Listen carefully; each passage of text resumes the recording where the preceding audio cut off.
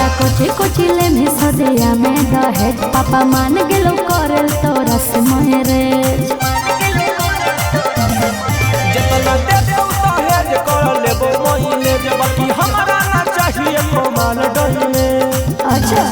रे छोड़ा मड़वा में कुछ खाते जई है ना रोसरे रोसरे रोसरे पापा जी से कहे पलंग तो मजा दोस्तरे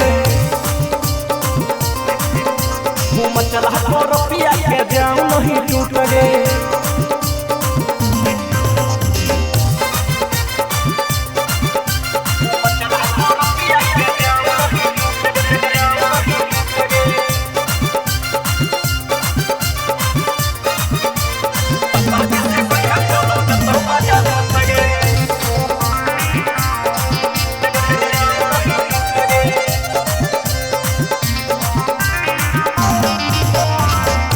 शीशम के चाहे महुआन के ले बाबा छोड़ी हम सहगान के। अच्छा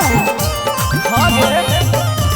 चाहे शीशम के चाहे महुआन के ले बाबा छोड़ी हम सहगान के जे मांगे खाओ मांग ले फिर मन है नहीं दोखरे दोखरे दोखरे पापा जी से कहे पलंग तो मजा दोस्त गे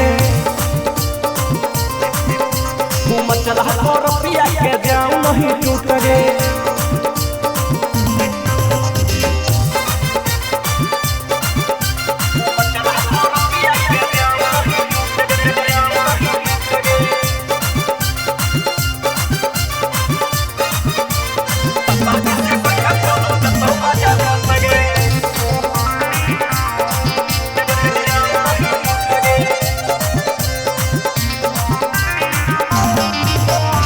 जिया पखल में का छौड़ा का बर्थडे देहिया में जोश हमर जागल हो बॉडी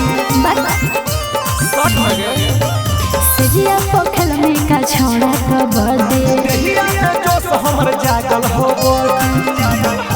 सरब सुगम तोरा कितना लागल हो भोखरे भोखरे भोखरे पापा जी से कहे पलंग तो मजा दोस्त गे घूम चला को रुपया के जाऊं नहीं टूट गे।